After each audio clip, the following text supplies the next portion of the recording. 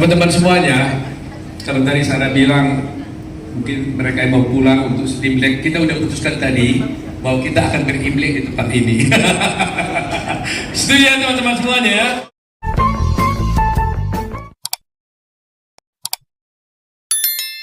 Dan kita udah kehadiran sahabat kita Sarah ya. Silakan duduk Sarah bersama. Rahayu Saraswati Yohani Kusumo. Pertama-tama mari kita mengucap syukur pada Tuhan Maha Kuasa karena kita diberikan kesempatan berkumpul pada sore hari ini. Tadi Sarah ada terlambat karena baru terbang dari mana tadi? Babel ya. Dari Bangka Belitung ada acara di sana. Jadi Danu direpot datang ke sini tadi. Pertama-tama saya ucapkan juga terima kasih nih kepada Ketua Umum Purani Jakarta dan Ketua Aliansi Advokat Indonesia nih ya. Jakarta Barat mana nih? Sino.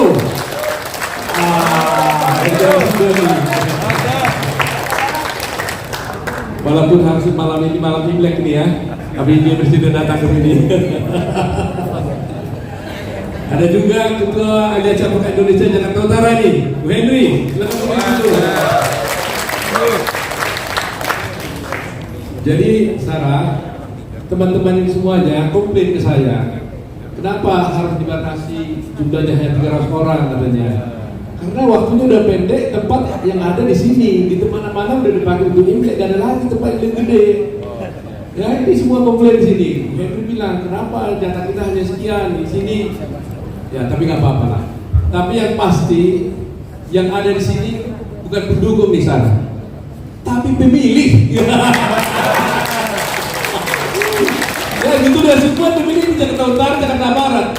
Ya ini yang muncul suami atau istri, nanti datang lagi suaminya lagi, datang lagi istrinya, udah nggak tahu lagi jumlahnya. Jadi hari ini mungkin saya tidak berpanjang lebar. Ada juga Hendrik di sini yang khusus membawa dari Kosambi ya. Iya, jadi dia bilang Kosambi sebenarnya mau banyak dari Kosambi kelurahan ya. Saya bisa bawa sekian pemilih, dia bilang dari Kosambi. Saya bilang udahlah, yang penting kamu bawa selebaran yakinkan aja mereka semuanya. Saya bilang, ya yang penting di sini kita hanya menunjukkan bahwa Sarah ini tidak sangat peduli sama teman-teman semuanya. Kalau saya kan sebarkan begitu aja namanya, mereka mau pilih, tapi kan kalau tidak disapa oleh Sarah rasanya dia nggak afdol kata Sarah. Jadi coba buat pertemuan, kali tidak kenal langsung dengan Sarah di sini dan saya mungkin perkenalkan dulu ya. Sarah ini adalah anak daripada Pak Hasim Yohani Kusumo, yaitu adiknya Pak Prabowo. Ya. Sarah ini dulu sebelum anggota DPR, terus Pak Hasim bilang, tolong diajak dulu Sarah deh katanya, karena Sarah ini saya tahu dia suka sekali bersosial. Dan Pak Hasim bilang dia pengen jadi anggota DPR dulu nih, ya. Terus akhirnya kita ajak ke Pradi. Jadi sudah pernah ke Pradi nih Sarah ini tahun 2000 berapa dulu ya? 2012 masalah ini ya. Udah ke Pradi, kumpul semua sama teman-teman semuanya karena ingin mengenal advokat. Jadi bukan hari ini saja Sarah ini berkenalan dengan advokat. Dia datang dari sebelum dia DPR pertama, dia sudah datang ke Pradi, ingin tahu banyak, dan akhirnya Sarah menjadi terpilih jadi anggota DPR tahun 2014. Setelah itu Sarah terus kawin, ya, kemudian anak. Nah, mungkin stop dulu DPR-nya, sekarang mulai sudah segar semua, anak 3 ya Sarah ya. Jadi sekarang dia mau muncul lagi untuk masuk DPR. Jadi saya dengan jadi saya dengan Sarah sebenarnya bukan 1 hari 2 hari, karena saya pasti juga 2 tahun sudah bersahabat, dan Sarah juga saya kenal bukan sekarang, sudah mulai 2012 sudah bersama-sama ya. Dan itu membuat saya bilang, Sarah, kenapa kok lama sekali kita ini gitu? Saya kan baru tahu nih dia mau calon gitu ya, tapi saya pikir dia sibuk gitu ya, kita juga sibuk. Tiba-tiba ketemu kemarin itu, jadi rencananya baru beberapa hari deh Sarah ya. Ada acara di sini baru seminggu lalu. Udah Sarah, saya bilang kita ajak teman-teman deh Ya, betul. Iya, saya mau ketemu di mana sama mereka, kata Sarah. Ya ini kita bisa ketemu hari ini. Jadi saya kira saya berpanjang lebar ya. Saya pertama-tama nanti Sarah akan bicara sendiri. Saya hanya minta kepada teman-teman semuanya. Pertama saya terima kasih karena hari libur teman-teman masih mau datang. Besok Imlek ini ada Pak Cudu Serjadi ini, senior kami ini, Ketua Dumi Bina Pradi. Mestinya malam ini juga apa namanya itu kalau makan sincia ya. Malamnya kan ada namanya kan. Nah, jadi malamnya itu harus sincia dia juga tahu juga. Jadi ini kalau sincia, nah, sebagian teman-teman saya yang sincia Jakarta Barat dan Utara tadi hanya titip salam ya, ada beberapa banyak dari utara ya. Ibu Sincia nggak bisa hadir sini Sarah ya. Ada dari PIK, ya, teman-teman dari PIK, teman-teman saya di Kelapa Gading, termasuk juga dari kompleks saya juga, semuanya itu semua rata-rata biasanya pendukung 02, otomatis kalau dia tahu ada Sarah, pasti juga mereka pilih Sarah pasti, ya. Jadi itu juga teman-teman semuanya di sini semua Sarah, sekarang mayoritas ini semuanya advokat, bukan pendukung saja, tapi ini pemilih. Ya. Itu ya teman-teman semuanya kan? Nah, yang kedua di samping advokat ada yang Hendrik bawa karena dia bilang saya mau bawa teman-teman dong buktikan bahwa yang datang ini pemilih nih. Ini Hendrik ada juga sebagian di sana dari RT berapa nih ya? RT berapa tuh?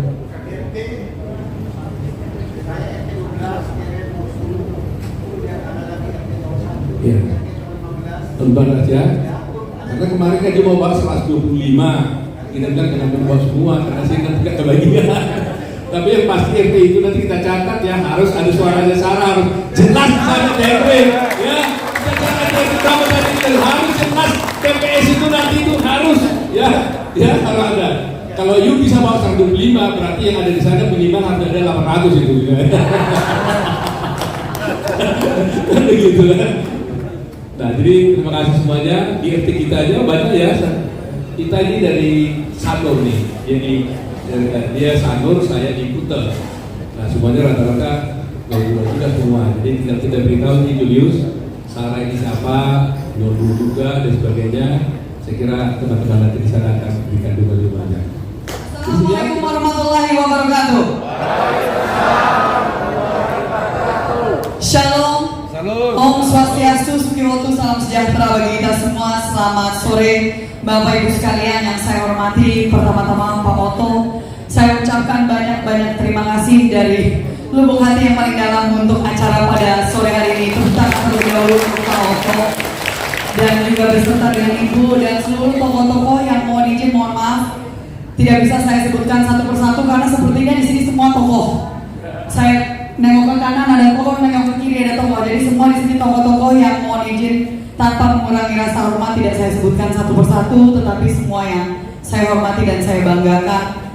Bapak Ibu sekalian, mohon izin, memang suara seperti ini kalau berjuang hampir tiap hari keliling 6 sampai 8 titik per hari. Ya sudah 4 bulan gak balik-balik suaranya. Setelah ini baru nanti kita recovery. Demi Indonesia maju. Demi Indonesia maju.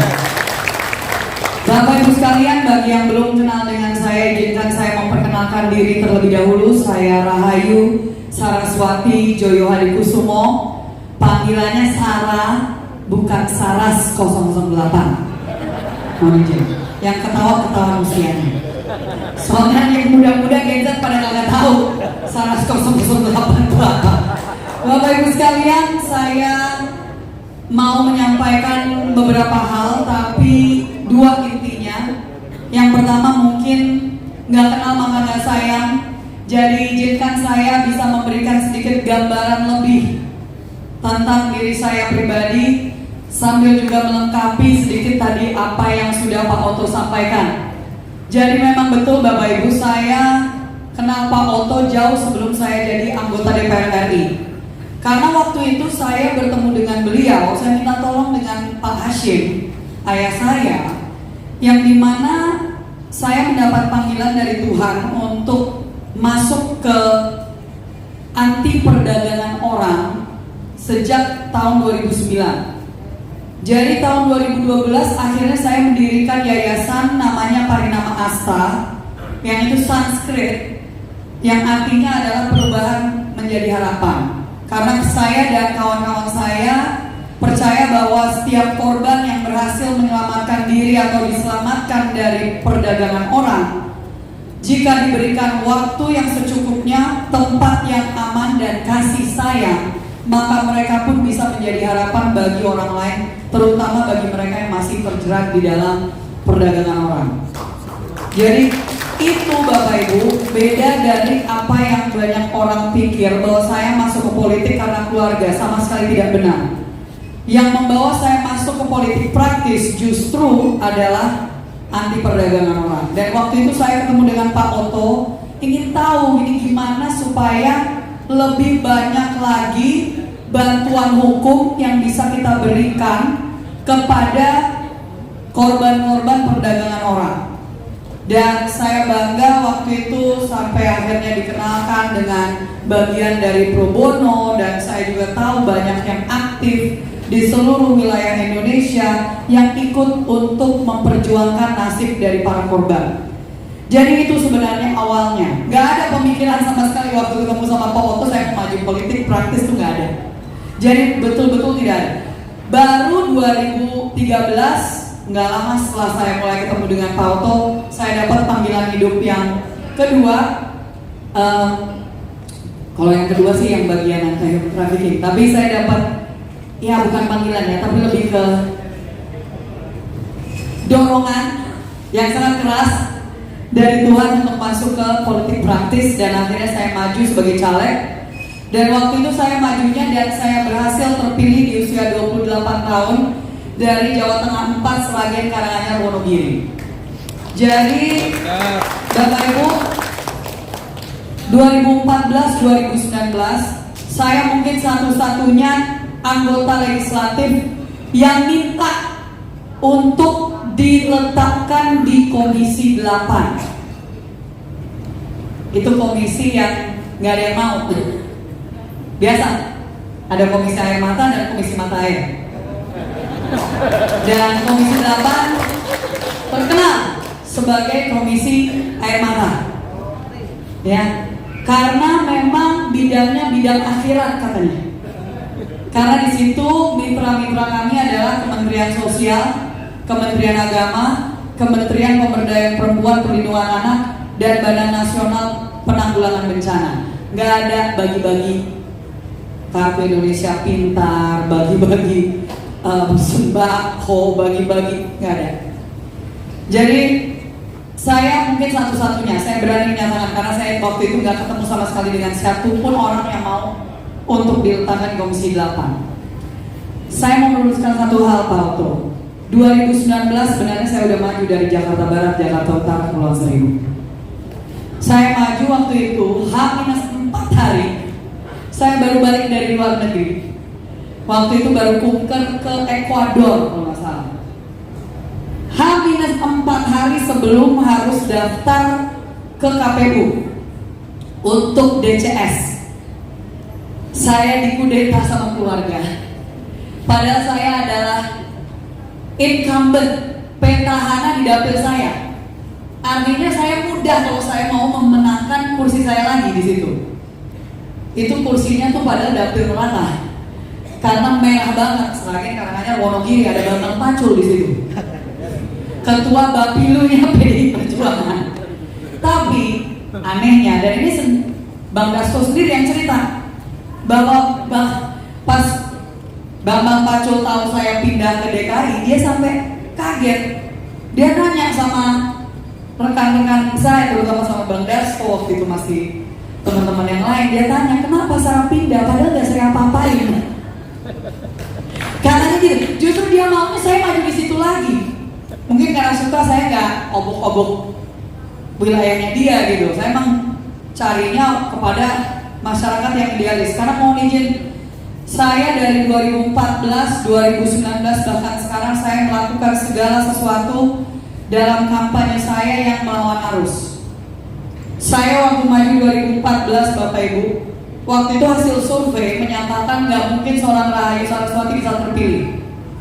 Karena perempuan nggak milih perempuan, di sana waktu itu hanya 1 dari 7 kursi yang perempuan di periode yang sebelumnya. Yang kedua, bahwa saya masih di usia di mana di bawah usia ideal. Masih 27 tahun waktu saya maju. Usia idealnya 35 sampai 45 tahun waktu itu. Dan bukan putri daerah. Survei menyatakan nggak mungkin Raisa Saraswati bisa dapat kursi. Apalagi saya kumpulin orang, saya nggak ngasih yang namanya uang transport. Saya di politik kapan itu terjadi? Nggak ngasih uang transport, nggak ada uang pulsa, nggak ada uang rokok. Saya bahkan ngomongnya itu 1 jam memberikan pendidikan politik, udah sampai diteriakan, Bu, udah kelamaan, Bu. Udah sampai diteriakan seperti itu, saya merasakan, mengalami. Tapi saya lakukan itu kenapa? Karena saya merasa bahwa itu adalah panggilan dari Tuhan. Saya diutus sama Tuhan. Jadi saya nggak mungkin melakukan sesuatu yang melawan dari apa yang seharusnya. Dan saya bilang ya udah Tuhan terserah, jadi nggak jadi ya itu di tangan Tuhan. Kenapa? Karena saya nggak lihat politik sebagai tujuan, tapi sebagai alat. Sedangkan mohon maaf, banyak kolega saya masuk ke politik melihat politik sebagai tujuan, karir. Makanya nggak berani kalau melawan atasan, takut di PLW. Untungnya saya privilege. Justru saya marah-marah ke atas. Karena banyak yang apa ya, nyinyir gitu kan, karena kok privilege lo, justru what you do dengan privilege itu is what matters. Dan saya bersyukur kenapa saya berani sebagai aktivis anti perdagangan orang walaupun tahu oknumnya banyak banget. Ya saya tinggal bilang, berani. Pak, di saya siapa? Nggak peduli saya.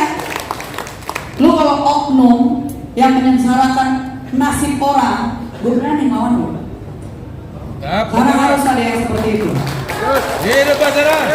Nah, Bapak Ibu sekalian, 2019 saya maju sebenarnya dari Jakarta Barat, Jakarta Utara, Kepulauan Seribu. Tetapi, jadi bukan karena saya break Pak, tapi karena 5.000 suara saya dicuri di tingkat kecamatan. Saya sudah waktu itu menggugat ke MK, tapi Bapak Ibu ketahui tidak ada satupun gugatan MK DPR RI yang dikabulkan. Dan waktu itu saksi ahli yang saya hadirkan adalah mantan hakim MK, kurang apa lagi. Saya punya bukti C1, saksi semua lengkap. Katanya alasan kenapa tidak dikabulkan karena persoalan administrasi. Tapi saya adalah warga negara yang taat hukum, menghormati. Dan sekali lagi, politik itu sebagai alat bukan tujuan. Kalau masuk ke politik untuk tujuan mencari jabatan, saya waktu itu pun juga bisa minta karena saya punya bukti. Dan di sini semua orang hukum pasti tahu partai yang punya kuasa, siapa yang akan dilantik sebenarnya. Ya, kita nggak usah naif lah. Jadi waktu itu sebenarnya saya diminta, ayah saya udah ngomong, Sarah 2 bulan ya habis itu di PAW. Saya bilang, waktu itu lagi capek banget. Mohon izin, sebagai jubir dari Prabowo Sandi, apalagi sebagai non-muslim, caci makinya yang saya dapetin tuh gila. Jadi udah capek banget. Saya bilang, Pak kalau boleh bulan. Tapi apa yang terjadi memang saya terus tahu Tuhan sayang sama saya. Kenapa? Mau 6 bulan COVID 2020. Jadi saya bilang, oh memang Tuhan tuh sayang sama saya. Gak mau saya duduk di DPR gak bisa ngapa-ngapain. Gak mau saya ya, kan menghibur diri gitu kan ceritanya. Tapi rupanya saya diminta oleh partai untuk maju sebagai calon wakil wali kota waktu itu di Tangerang Selatan. Tapi kita tahu ada keratuan di sana. Jadi hidup Basara yang berkuasa di Banten. Bukan kerajaan tapi keratuan. Jadi ya sudah, apa yang terjadi. Dan saya dari situ akhirnya kenapa saya maju sebagai ketua umum Tunas Indonesia Raya, karena saya melihat kita harus mempersiapkan generasi berikutnya. Kalau enggak, deg-degan ini, was-was buat masa depan bangsa ini kayak gimana kalau adik-adik saya gak dipersiapkan. Bapak Ibu sekalian, intinya sebenarnya ini. Sekarang saya maju lagi di sini karena memang dan jujur saya tadi ini udah mau siap-siap maju di, bahkan ayah saya tuh udah ngomong sama semua orang saya mau maju lagi di Jawa Tengah. Karena sekali lagi Bambang Pacul sebenarnya udah minta saya aja yang maju di situ. Bayangkan dari partai yang lain. Tapi Pak Prabowo sendiri yang minta saya maju di sini lagi. Salah satu pertimbangannya kasihan anak-anak Musar katanya. Kalau ditinggal ke Jawa Tengah biasa Pak D, ngeliatnya masih sebagai keponakan, kasihan katanya kalau cucunya ditinggalin terus. Jadi diminta untuk maju lagi di sini. Mungkin juga tahu bahwa saya sebenarnya udah menang waktu itu. Saya sebenarnya total mendapatkan 84.000 suara kira-kira. Jadi walaupun diambil 5.000, tetap lebih banyak dibanding 4 orang yang lagi duduk di sana saat ini. Tetapi karena perhitungannya rumit, rekan seperjuangan saya sesama partai yang maju sebagai nomor urut 2 bedanya hanya 1.000 suara dari saya. Jadi dengan saya diambil 5.000, dialah yang duduk. Sekarang Bapak Ibu saya maju pun juga saya bersedia maju sebagai nomor urut 2. Karena kembali lagi, saya nggak masalah. Mau ditaruh nomor urut 7, mau ditaruh nomor urut terakhir, saya nggak masalah. Karena saya maju, yang penting Prabowo jadi presiden dari Prabowo. Tapi kenapa saya waktu ketemu sama Pak Oto minggu lalu saya bilang Pak kalau boleh, karena saya baru dapat hasil survei. Saya bilang Pak kalau boleh saya mau ketemu sama jaringannya Bapak.